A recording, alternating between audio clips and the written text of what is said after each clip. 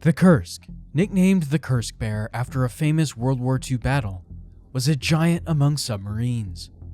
Built in Russia during the final years of the Soviet Union, it belonged to a class known as the Oscars. Think of them as underwater missile silos, designed to take out entire fleets of enemy ships, especially American aircraft carriers. The Kursk was a marvel of engineering, boasting a super strong, super quiet outer shell that made it tricky for enemies to find. It was like a metal shark, able to lurk undetected for months at a time, thanks to its special design and powerful engines. Imagine staying underwater for 4 whole months. That's how long a single Kursk mission could last. This underwater beast was packed with weapons. It carried a mix of missiles and torpedoes, some even powerful enough to sink the aforementioned giant aircraft carriers. The most impressive were the Granit missiles, which could fly incredibly fast and even pick their own targets, just like a heat-seeking missile. The Kursk was supposed to be the ultimate hunter of the seas, but its reign was short-lived. The fall of the Soviet Union meant less money for the military, and the Kursk, along with many other subs, ended up neglected. Because of this, many of its crew members, while highly trained, hadn't gotten much real-world experience at sea. And if there's one thing we know about the sea, it's to expect the unexpected in the worst way possible. On a crisp August morning in 2000, the Kursk submarine was making waves literally in the Barents Sea.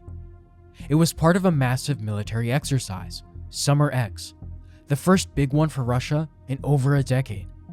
Think of it as the Navy's big comeback after the Soviet Union broke up. The Kursk was the star of the show.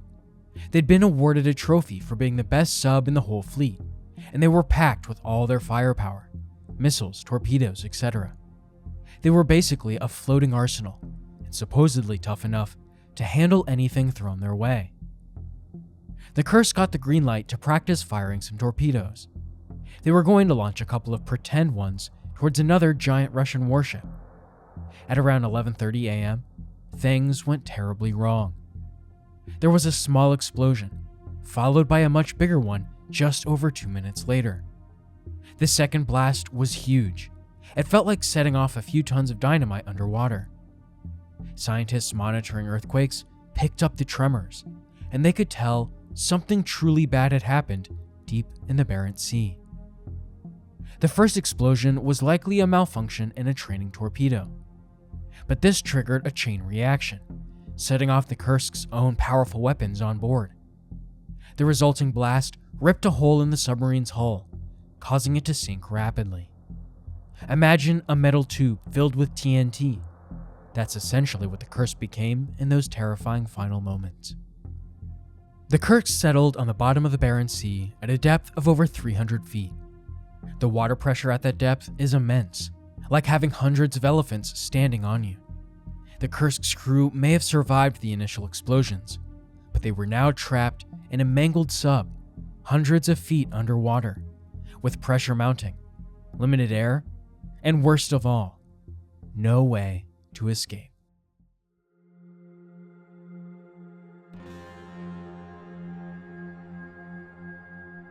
The first sign of trouble came from a nearby submarine, the Karelia. Their instruments picked up a muffled explosion, but they assumed it was part of the exercise.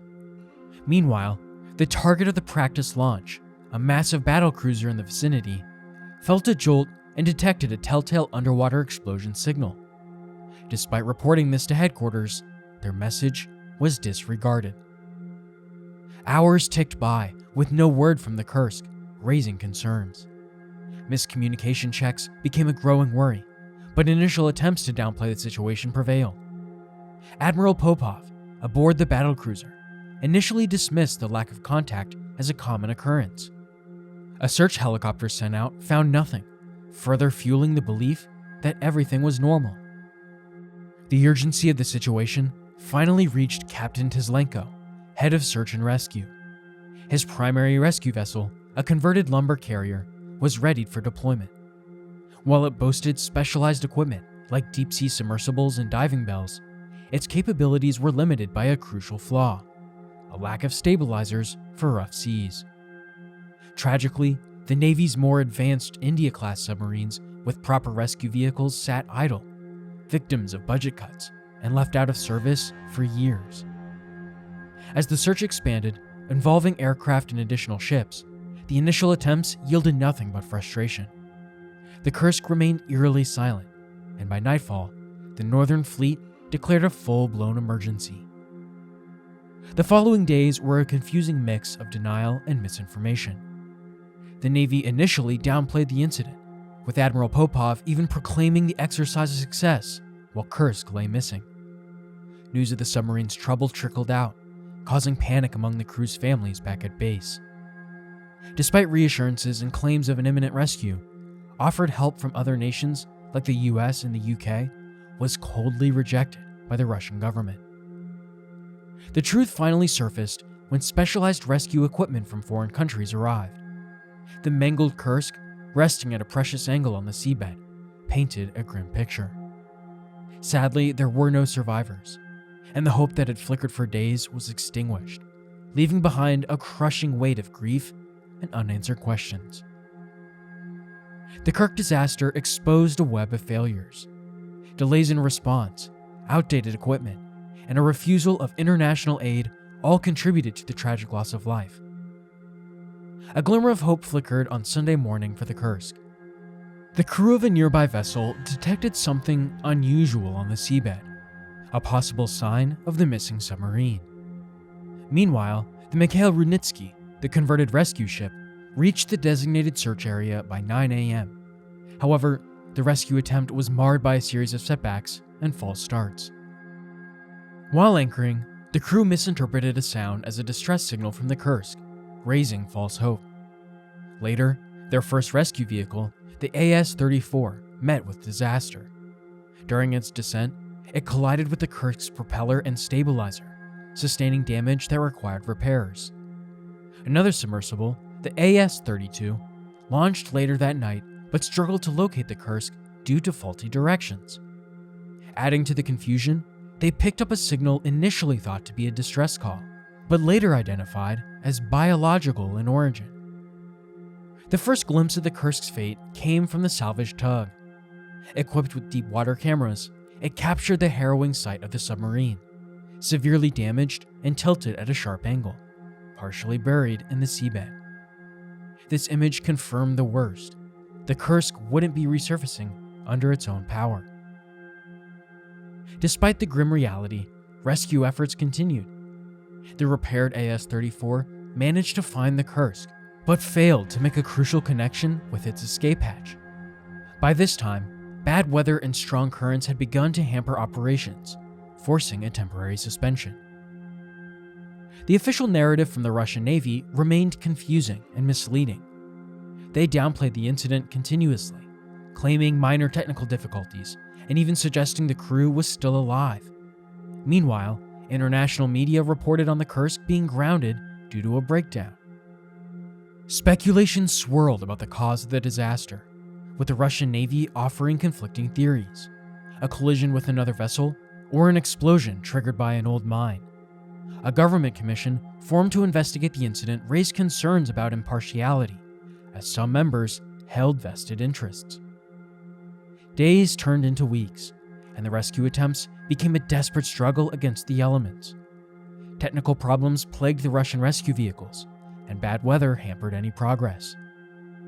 A foreign DSRV, or Deep Submergence Rescue Vehicle, brought in as a last resort, also faced difficulties in connecting with the Kursk's escape hatch. Another glimmer of truth finally emerged when Norwegian divers were brought in. They made the grim discovery of bodies inside the Kursk, confirming the tragic loss of life. They also retrieved crucial evidence, contradicting earlier claims about the crew's fate. The Kursk rescue operation became a story of missed opportunities and misguided decisions. The refusal of international help in the initial stages and the lack of proper equipment significantly hampered rescue efforts, a disturbing notion that only added to its growing infamy.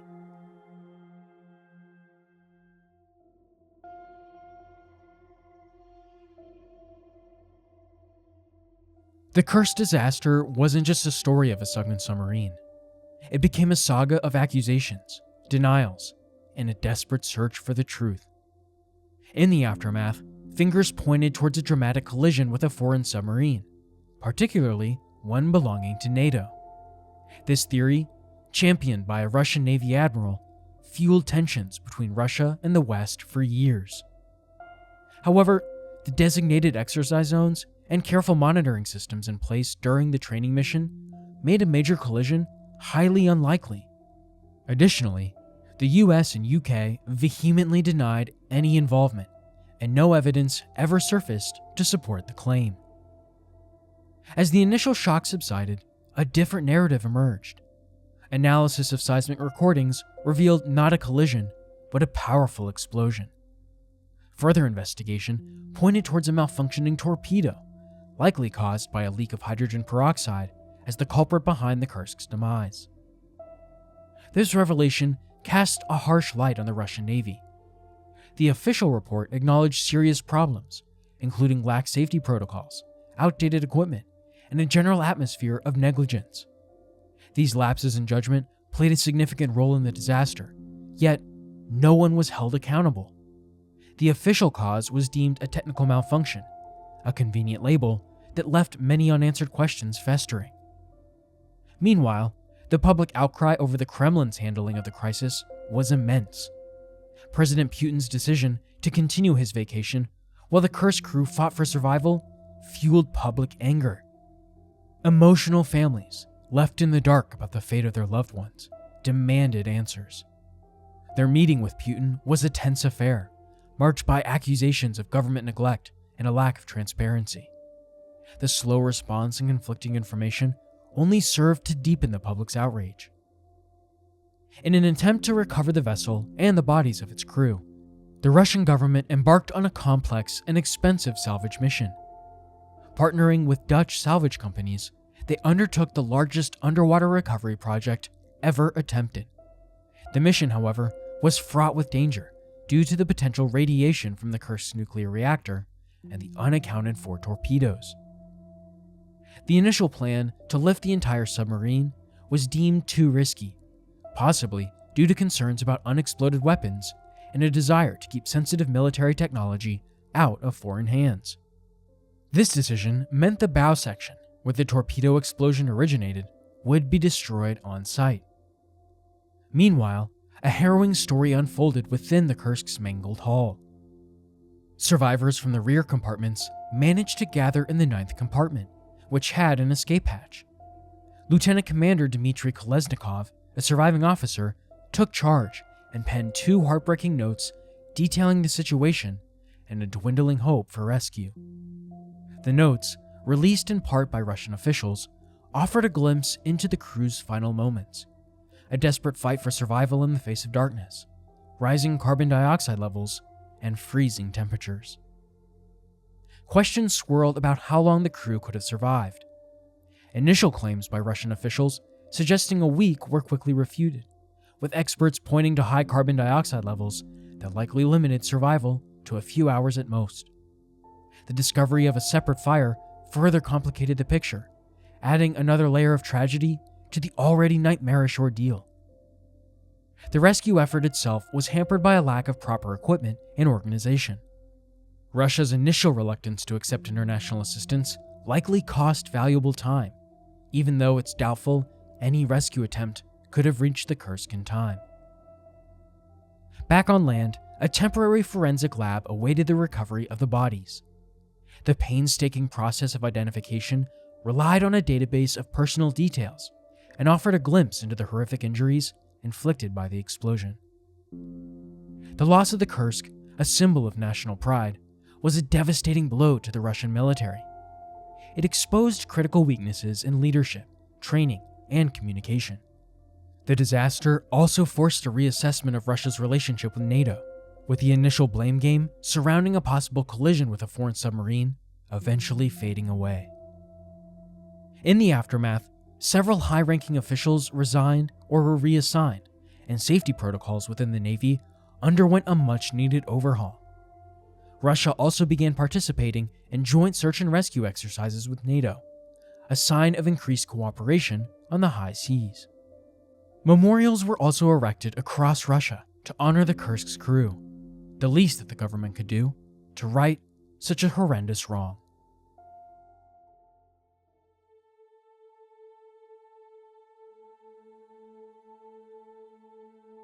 The Kursk disaster wasn't just a physical wreck, it was a shipwreck of truth. While the official story blamed a faulty weld in a practice torpedo, conspiracy theories have run rampant in the years since.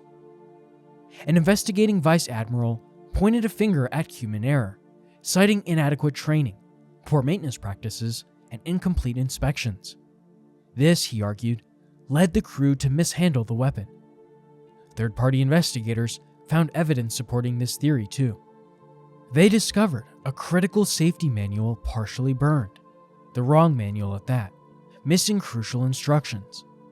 Furthermore, the electrical connections between the torpedo and the internal door were known to be unreliable, requiring frequent adjustments. The crew's lack of experience with this specific torpedo type further complicated the picture. They hadn't launched a torpedo in 3 years, and their last attempt involved a simpler model. Regular maintenance, including cleaning the torpedo tube, was also potentially neglected.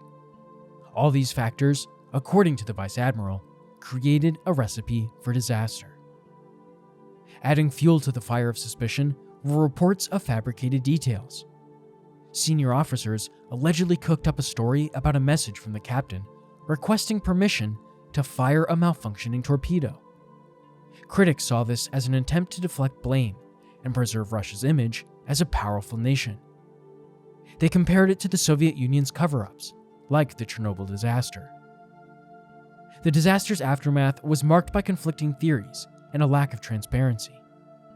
Conspiracy theories sprouted like weeds: friendly fire, sabotage, even an attack by US submarines. The public's trust eroded as the Navy and government appeared more concerned with finding a scapegoat than uncovering the truth. Experts, however, mostly agreed on the cause: a torpedo explosion. However, the exact trigger remained a subject of debate. Some believed the explosion originated in high-pressure air tanks, while others suspected a fire. The head of the Torpedoes Design Institute even challenged the official report. He argued that the torpedo itself was extremely safe and could only be detonated by an external event like a fire. The Kursk tragedy remains a dark stain on Russia's naval history. It serves as a chilling reminder of the devastating consequences of technical shortcomings and a failure to prioritize safety. Beyond the loss of life, the disaster exposed a web of deceit and a disregard for transparency that left deep scars on the families of the victims and the Russian public at large. The Kursk may have sunk beneath the waves, but the truth about its final moments continues to roil the surface.